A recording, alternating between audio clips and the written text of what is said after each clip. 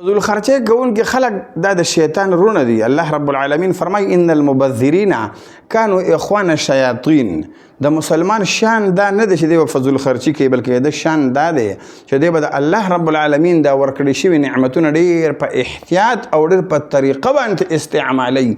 که بالفرض یو سړی د الله رب العالمین دا عطایا او دا ورکړي شوي نعمتونه ضایع کوي، نو دا یقینا ډېر لوی مجرم دی. دی به په ورځ د قیامت د الله پاک په دربار کې دی جواب ورکوي. ثم لتسألن یومئذ عن النعیم. بیا به الله پاک فرمایي وایي تاسو نه به تپوس کیږي په د هغې نعمتونو باره کې چې کوم الله تاسو ته درکړي، تاسو به الله له جواب ورکوئ. نو محترم او فضول خرچو نه ځان بچ کوئ. د شادي حالونو کې وګورئ د یو سړي د زوی او د لور وادي دومره زیات فضول خرچی وکړي او دومره ډېر څیزونه ضایع شي چې حساب یې نه چې څومره مېلمنو باندې څومره شی خورئ د دې برابر یا دې په ډبل باندې اکثر ضایع شي. چې لس دیګی پخ کړي نو درې او څلور دیګی دغسې چې کوم دی یو ځای بل ځای توی شي ضایع شي. بل چې کوم مېلمنو ته څه شی راړي، مثلا لس کسان مېلمانه په یو مجمع باندې ناست دي، په یو ټیبل باندې، نو هغوی ته کم از کم د شلو د 200 د 500 کسانو سامان ورته کېږي. نو بیا هغوی پکې د 10 کسانو وخوري او دا نور ټول پاتې شي. محترم ولې فضول خرچي کوئ؟ دا خو د الله پاک نعمتونه دي. هر سړی دا کوشش کوي چې زه دې لپاره فضول خرچي کوم چې زما عزت جوړ شي او خلک وایي چې هلکه دا خو ډېر زیات سخي دی، هلکه دا خو ډېر زیات سخي دی، دومره ډېرې خرچي کړي دي. وګورئ موږ دومره خوراک وکړو بیا هم رانه دومره پاتې شو. محترمو د دې بدن الله پاک تپوس کوي. په ورځ د قیامت به الله رب العالمین یو شهید به راوغواړي چې وایه شهیده څه توره دې کړې ده؟ دی به وایي الله پاکه ما خو چې دی نو ستا په لار کې د خپل سر قربان کړی دی.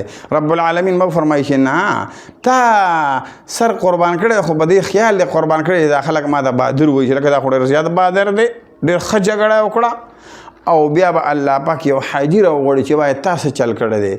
نو دی به ورته وایي چې الله پاکه ما خو ستا په لار کې ډېر حجونه کړي دي. وایي نو تا زما په لار کې کړي خو زما د رضا دپاره خو دې نه دي کړي که نه، تا خو د دې دپاره حج کړی چې ما ته خلک حاجي صاحب ووایي، نو بس خلک ورته حاجي صاحب ووایي زما نه څه غواړي؟ نو الله پاک په هغه شهید جهنم ته وغورځوي، به د حاجي صاحب نه الله جهنم ته وغورځوي. ځکه د دې خیال په نیت کې ریا وه چې دا خلک موږ ته بهادر ووایي، موږ ته چې کوم دی نو خلک حاجي صاحب ووایي. بیا به الله پاک یو سخي راولي چې دا به ډېر سخاوت کوي په دنیا کې. وی لکه تا څه کړي دی چې الله زه خو ډېر سخي وم او ما خو ستا په نوم باندې ډېر زیات مال نیچا ورکړی دی او ډېر خرچې مې کړي دي. پروردګار به فرمایي تا خرچې کړي دي لیکن تا دې دپاره نه دي کړي چې زه رضا شم ستانه.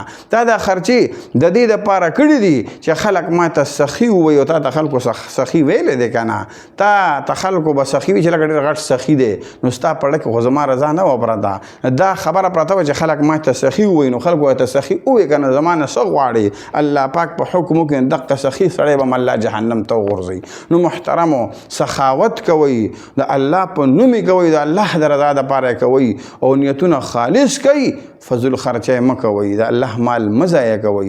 چې د الله مال ضایع کوئ نو پکار دی چې غریبانن پکې شامل کړي. اکثر خلک چې شادي حالونو کې واده کوي یا داسې یو خیرات کوي نو چې ګورئ نو ټولې پکې مالداران راجمع کړي، غریبانان پکې نی ناسته یا پکې یو سوی او دا غریبانان هم په هغې سړي باندې اکثر بوجي چې راشي یاره کا دا خو کاکا راغلی دی، د کاکا غریب یا سپلی شلیدلي یا کپړو کې لږ سورۍ، نو ده باندې هغه سړی بد لګي چې دا کاکا پکې څه له راته ټیک ته ما خو ته وینا وکړه دې دپاره چې یاره خفه رانه نه شي، نو بس ټیک ته وینا ته وشو نو نه به راتلې که نه دې مجلس ته ولې رالې؟ محترمو د غریبانانو خلکو قدر په زړه کې پیدا کوي او د الله په لار کې چې خرچه کوئ نو بیا دا مه ګوره چې غریب دی او که مالدار دی، بس وایي د الله بنده دی او د الله مخلوق ته زه یې په خرچ کوم. نو چې مالدارانو ته وینا کوئ نو د الله د رضا لپاره د غریبانانو ته، یتیمانانو ته، مسکینانو ته، د مدارس او مساجد دا هم پکې یاد ساتئ چې پکار دی ته په یو واده کې 20 دیګه پخی که نه نو خیر دی یو دیګ پکې مدرسې دپاره هم پوخ که که نه چې مدرسې ته هم دا واړه واړه ماشومان دا جزانان دا غریبانان پکې څه وخوري نو ستا به ثواب وشي دا پکې صدقه شي.